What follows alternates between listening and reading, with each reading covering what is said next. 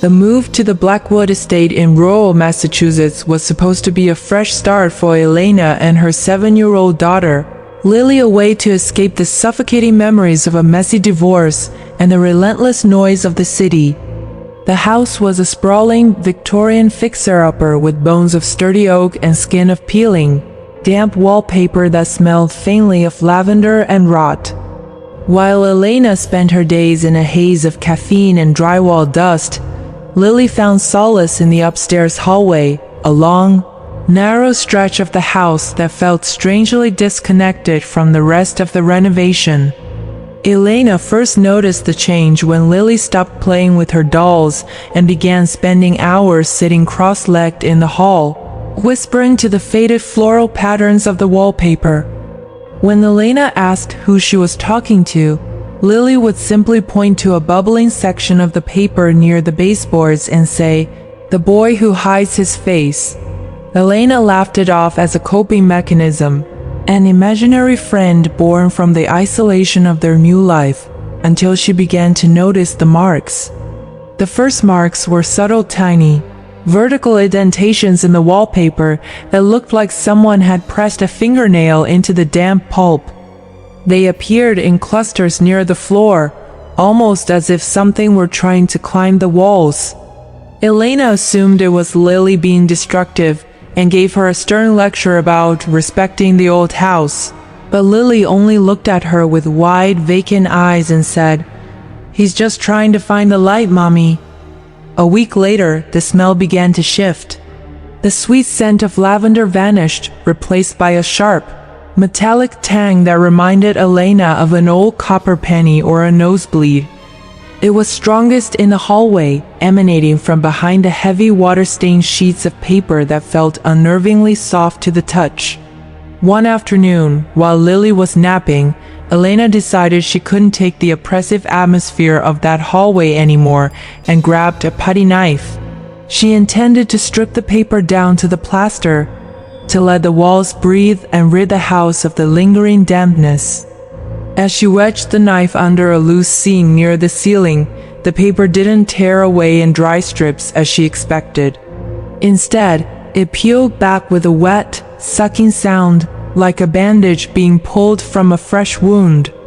Beneath the first layer of floral print was another layer, a dull mustard yellow from the 1970s.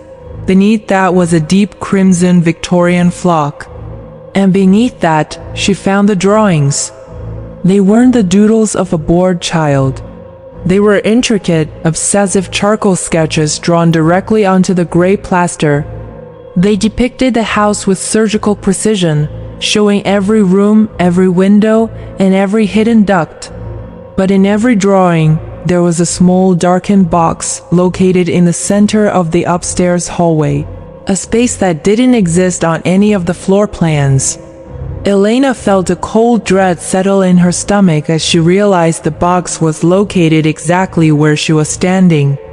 She pressed her ear to the wall, and for a heartbeat, she thought she heard a rhythmic, scraping sound from within the wood, the sound of bone on stone. Her frantic stripping of the wallpaper accelerated, her hands shaking so hard she sliced her thumb on the putty knife, but she didn't stop. She tore away layers of history, uncovering more drawings that grew increasingly frantic. The sketches began to show a child's face, or rather, the lack of one. It was a figure with a smooth, featureless head, always depicted behind bars or inside a small, cramped square. The final layer of paper she pulled back wasn't paper at all, but a thin sheet of dried ancient parchment that crumbled into dust as she touched it. Behind it, the plaster was gone. In its place was a small wooden door, no larger than a bread box, flush with the wall and painted the same muddy gray as the stone. It had no handle, only a tiny peephole that had been plugged with a wad of yellowed newspaper from 1924. Elena's breath came in ragged gasps as she pulled the newspaper out. The headline was partially visible: "Local boy still missing. Search of Blackwood property yields no clues." Elena peered through the hole. At first, she saw only darkness, but as her eyes adjusted, she saw a pair of tiny, pale hands pressed against the other side of the door. The fingernails were gone, replaced by raw pink flesh that had been worn down to the quick from decades of scratching. Then, a voice drifted through the hole, not a child's voice, but a dry, papery rasp that sounded like the rustle of dead leaves. "Is it my turn to come out?" the voice asked. Elena scrambled backward, her heart hammering a frantic rhythm against her ribs. She looked toward the end of the hallway and saw Lily standing there, watching her. Lily wasn't crying or scared. She was smiling, her eyes reflecting a strange amber light that shouldn't have been there. "He says he's hungry, Mommy," Lily whispered. "He says the wallpaper wasn't enough to keep him full anymore." The small wooden door didn't creak when it opened. It shattered.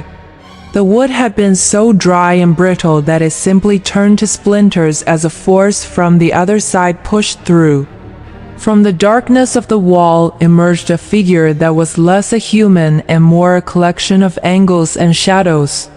It was the boy from the drawings, but his skin had grown into the very lath and plaster of the house, his limbs elongated and twisted to fit the narrow crawl space behind the hallway. He didn't have a face, just a smooth, taut surface of skin stretched over a skull, with two faint indentations where eyes should have been. He moved with a horrific, jerky motion, his joints popping like dry kindling as he dragged himself into the light of the hallway. He didn't head for Elena. He headed for Lily. Elena tried to scream, but her throat was filled with the dust of the crumbling wallpaper. She lunged for her daughter, but the boy was faster, his long, spindly fingers wrapping around Lily's waist with a strength that belied his frail appearance. He didn't pull her into the wall. He began to press her against it. Elena watched in paralyzed horror as Lily's body began to flatten, her skin turning the color of the mustard yellow paper she had uncovered earlier. Lily's screams were silenced as her features began to bleed into the plaster, her eyes becoming two dark charcoal-drawn circles on the wall. The boy began to hum a tuneless ancient lullaby, and as he did, the shredded strips of wallpaper on the floor began to rise, swirling through the air like autumn leaves in a gale. They plastered themselves over Lily, layer after layer, floral print over crimson flock, sealing her into the history of the house. By the time the police arrived the next morning, alerted by a neighbor who heard a single prolonged scream, the hallway was pristine. The wallpaper was fresh, a beautiful modern pattern of pale blue birds that Elena had picked out months ago but hadn't yet installed. There was no sign of a struggle, no dust, and no blood. Elena was found sitting on the floor, her fingernails clawed bloody from trying to peel the new paper back. She couldn't speak, but she kept pointing to a specific bird on the wall, a bird that had the distinct, unmistakable shape of a small, screaming girl's face. When the investigators eventually tore the wall down, they found the hidden crawl space. It was empty of bodies, but the interior was lined entirely with human hair, woven into the insulation like a nest. And on the back of the small wooden door, carved in a fresh, steady hand, were the words, "Thank you for the new skin. I was getting so tired of the old one." The rhythmic thrum of the washing machine in the basement was the only sound cutting through the oppressive silence of Sarah's house. Outside, the early autumn rain tapped a relentless drum against the windows, a cozy sound usually, but tonight it felt like 1,000 tiny fingers scratching at the glass. It was just past midnight, and Mark, her husband, was still at the office, caught in the usual end-of-quarter crunch. Sarah had been trying to read curled up on the sofa with a mug of herbal tea, but the words blurred on the page, her mind replaying snippets of the true crime podcast she'd listened to earlier, a chilling tale of a home invasion that started with a simple, unsuspecting knock. "Sarah?" The voice was soft, muffled, drifting up from the kitchen downstairs. Sarah's head snapped up. It sounded like Mark. A sleepy smile touched her lips. He must have finished early, maybe snuck in through the garage. She hadn't heard his car, but then the rain was coming down hard. "Mark, is that you?" She called out, her voice a little too loud in the quiet house. She strained her ears, listening for the familiar creak of the kitchen floorboards as he moved about, perhaps setting down his briefcase or grabbing a glass of water. No response. Just the distant hum of the washer and the incessant rain. "Mark?" She tried again, a thread of confusion now weaving through her sleepy haze. She knew he hated coming home to a dark, silent house. He always flipped on lights, made some noise. This quiet entrance was unlike him. Maybe he was trying to surprise her. She rose from the sofa, the forgotten books sliding to the floor, and padded barefoot toward the hallway, her bare feet silent on the cold wood. As she reached the top of the stairs, her phone vibrated in the pocket of her sweatpants, a sudden jarring buzz against her hip. She pulled it out, a text message. From Mark. "Mark, just leaving work. Be home in 20 minutes. Don't wait up, love you." Sarah stared at the message, the words swimming on the screen. Her blood ran cold, a sudden icy jolt that cleared away all traces of sleepiness.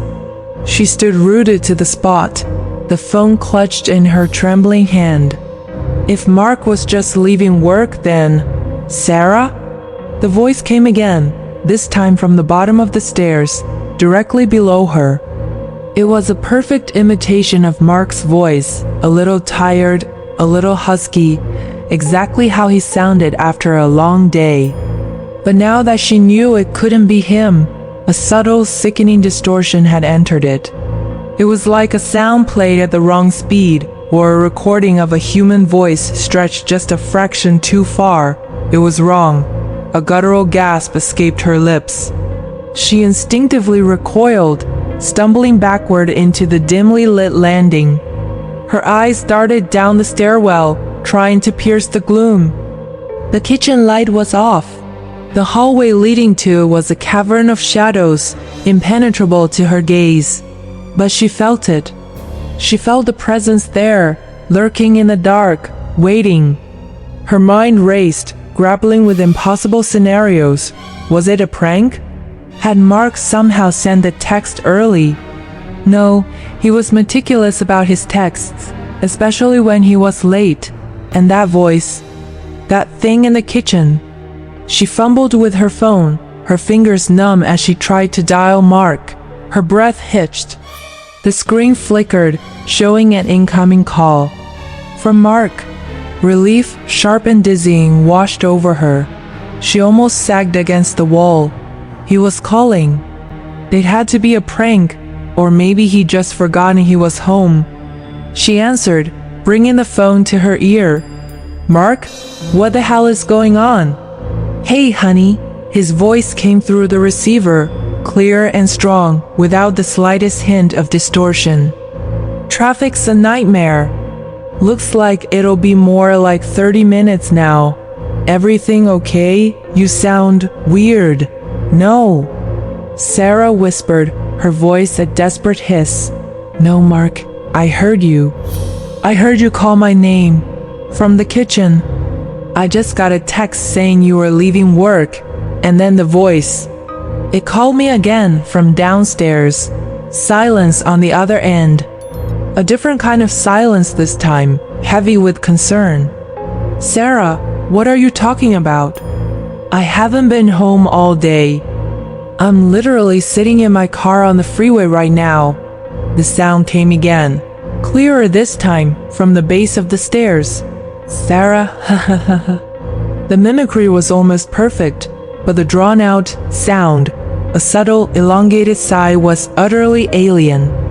It was like a ghost trying to remember how to breathe. "It's here, Mark," Sarah whimpered, pressing herself against the wall, her eyes fixed on the black maw of the stairwell. "Something's here. It sounds like you." Call 911, Sarah. Now! Don't hang up on me. Just put me on speaker. Get to the bedroom. Lock the door. Call 911. Mark's voice was urgent, laced with terror. He believed her. Sarah's fingers fumbled, dropping the phone. It hit the hardwood floor with a soft thud, the speaker still active, Mark's frantic voice now echoing in the silent hallway. She scrambled, picking it up, but her attention was ripped away. "Oh, Sarah," the voice said from the bottom of the stairs, no longer a mimicry. It was deeper now, a resonant rumble that vibrated through the floorboards. "He's not coming home for a long time." The silence that followed was broken only by the frantic sound of Mark's voice shouting through the phone. Sarah looked down at the screen, her vision blurring with tears.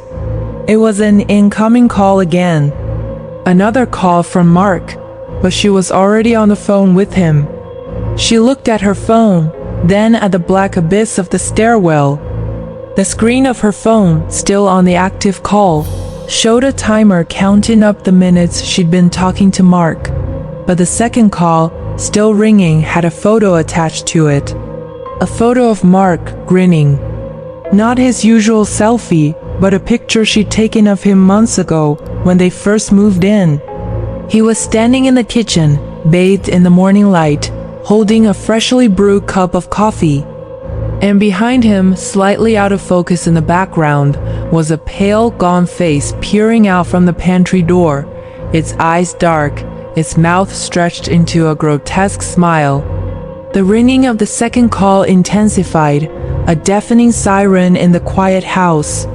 It vibrated through her hands, through her bones, through the very air around her. It wasn't just ringing her phone. It was ringing the walls, in the floorboards, in her very skull. The entire house was screaming with the sound of the second incoming call. Then, from the darkness of the kitchen, she saw it. A hand, pale and unnaturally long, reached out and gripped the newel post at the bottom of the stairs. It was too thin, the fingers extending like spider legs, and as it tightened its grip, the old wood of the banister groaned and splintered. And as the phone in her hand shrieked with the second, impossible call, the true horror unfolded. The ringing wasn't coming from her phone anymore. It was coming from his.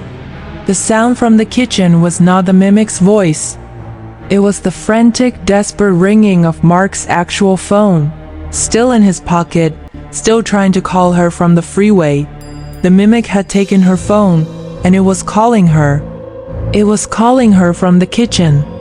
It was holding her phone, still on the line with Mark, listening to his frantic pleas, and it was using her device to taunt her. The hand from the darkness tightened its grip, and the newel post groaned, revealing tiny, ancient scratches carved deep into the wood, scratches that spelled out "Sarah" in shaky, childish letters. Then the phone she was holding went dead. A new text message appeared on her screen. Not from Mark, from her own number. It was a photo. A photo of her, cowering in the hallway, seen from the perspective of the kitchen, taken just moments ago. And below it, a single word: "Gotcha." The heavy iron doors of the Blackwood Asylum groaned as Chloe pushed them open, the sound echoing through the cavernous foyer like a dying man's last breath. She was an urban explorer, a woman who lived for the thrill of documenting the decay of the American Rust Belt. But Blackwood felt different from the abandoned hospitals she had filmed in Detroit or Gary. This place, nestled in a desolate corner of the Appalachian Mountains, was thick with a stillness that felt intentional, as if the air itself were holding its breath. Chloe checked her equipment, a heavy flashlight, her digital recorder, and an old Polaroid Sun 660 she'd picked up at an estate sale. There was something about the chemical smell and the tactile developed time of film that captured the soul of these places better than a digital sensor ever could. She clicked on her flashlight. the beam cutting through a decade of dust and rot, and began walking down the central corridor of the ward. The first photo she took was of the administrative desk, a rotted wooden counter covered in patient files that had turned into a pulpy gray mass. The flash of the camera was blinding in the pitch-black hallway, a sudden, violent burst of white light that left purple spots dancing in her vision. She waited for the camera to whir and spit out the square frame. As the image slowly developed in the dim light of her flashlight, Chloe frowned. The desk was there, and the debris was there, but in the far background, at the very end of the hallway where the light shouldn't have reached, was a pale, vertical sliver. It looked like a person standing perfectly straight, their arms pressed tight against their sides. Chloe shook her head, chalking it up to a lens flare or a trick of the developing chemicals. She moved deeper into the asylum, her boots crunching on shattered glass and discarded pill bottles. She reached the intersection of Ward B, a place where the air felt 10 degrees colder and smelled of ozone and wet copper. She turned her flashlight toward the long, narrow corridor of the isolation wing. It was a tunnel of shadow that seemed to swallow the light. She raised the Polaroid again, wanting to capture the symmetry of the rusting cell doors. Flash! The burst of light felt like a physical punch. She pulled the photo and watched it emerge. Her breath hitched. The pale figure was there again. It was closer now, situated midway down the hall. It was a man, or at least it had the shape of one. He was wearing a drab gray patient smock that was too short for his long, spindly legs. His skin was the color of a fish's belly, a translucent, sickly white. But the most disturbing thing was his posture. He was perfectly stationary, his head tilted back at an angle that should have snapped his neck, staring directly at the ceiling. He hadn't been there when she looked down the hall with her flashlight. She was certain of it. Panic, cold and sharp, began to prickle at the back of her neck. She swung her flashlight down the hall, the beam sweeping over the exact spot where the man should have been. Nothing. The hallway was empty. The peeling paint curled like dead skin, and the rusted pipes dripped with a rhythmic tink-tink-tink, but there was no man in a gray smock. Chloe's heart began to race, a frantic drumming against her ribs. She told herself it was a double exposure, a malfunction of the old camera's internal mirrors. She turned to leave, her pace quickening, but as she reached the intersection, she felt a heavy, oppressive weight in the air behind her, like the pressure change before a thunderstorm. She didn't want to look back, but the urge was a physical pull. She spun around and fired the camera again. Flash. The photo developed faster this time. Or perhaps it just felt that way because her hands were shaking so violently. The stationary man was now only 20 feet away. He was still in that same horrific pose, arms pinned to his sides, head thrown back, staring at the ceiling. But in this shot, his mouth was open. It wasn't a scream. It was a dark, circular void that seemed to be sucking the light out of the room. Chloe realized with a jolt of pure terror that he didn't move when she looked at him with the flashlight. He didn't move when she was in the dark. He only moved during the infinitesimal fraction of a second when the shutter was open and the flash was firing. He lived in the light, or perhaps he used the light as a bridge to cross the distance between the world of the dead and the world of the living. She turned and bolted toward the foyer, her flashlight beam swinging wildly across the walls. She reached the heavy iron doors and pulled, but they didn't budge. They were rusted shut, or held by something far stronger than rust. She kicked the door, screaming for help into the empty mountain night, but her voice was swallowed by the vast, rotting acoustics of the asylum. She turned back, her flashlight flickering. The batteries were dying. The beam grew dim orange and weak, barely reaching 10 feet in front of her.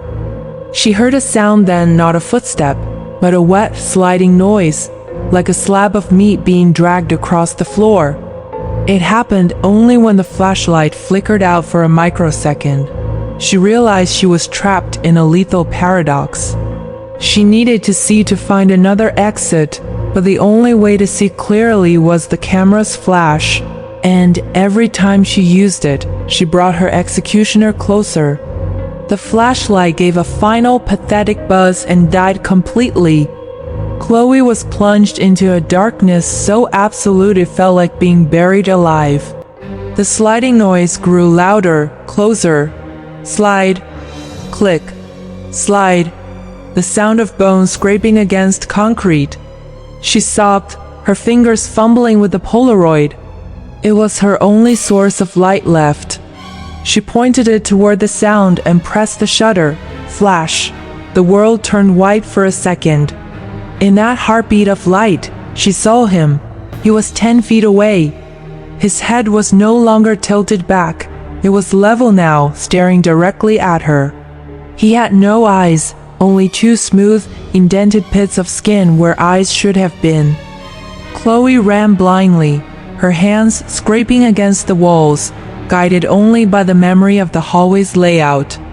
She stumbled into what she thought was an office, slamming the wooden door behind her and shoving a filing cabinet against it. She sat in the dark, gasping for air, her mind fracturing. She had one shot left in the camera, just one. She could hear him outside the door. He wasn't banging. He wasn't trying to force his way in. He was just standing there. She could hear the wet, heavy sound of his breathing, a slow, rattling wheeze that sounded like liquid in his lungs. She realized then that the persistence of death wasn't about the ghost staying in one place. It was about the ghost's refusal to stop coming. He was a stationary object in a moving world, and she had accidentally pulled herself into his orbit. The filing cabinet began to slide. Slowly, inch by inch, the heavy metal groaned across the floor. There was no sound of a struggle, just the steady, inevitable pressure of something that did not tire. Chloe backed into the corner of the room, her knees pressed to her chest. She held the camera up, her finger resting on the trigger. She didn't want to see him. She wanted to die in the dark, but the human instinct to see one's killer was too strong. As the door creaked open, admitting a sliver of the slightly less dark hallway light, she pressed the button. Flash. The final burst of light illuminated the room. The stationary man wasn't at the door. He was already inside. He was standing directly over her, his long, pale legs straddling her lap, his face inches from hers. His skin was cold, radiating a chill that felt like dry ice. As the Polaroid camera whirred to life one last time, spitting out the final photo, the darkness returned, heavier and more permanent than before. Chloe reached out in the blackness, her hand trembling as she found the edge of the developing film. She didn't need a flashlight to know what was on it. She could feel the image changing under her thumb, the chemicals heating up as they worked. She felt a cold, bandage-like hand wrap around her throat, not squeezing, just holding her in place. With her last bit of strength, she looked down at the photo as it reached full clarity in the absolute dark. The flash had captured the moment of her own death. In the photo, she wasn't screaming. She was standing perfectly straight, her arms pinned to her sides, her head tilted back at an agonizing angle, staring at the ceiling. Behind her, the pale man was gone, his work finished. She was the new stationary inhabitant of Blackwood, waiting for the next flash of a camera to let her move.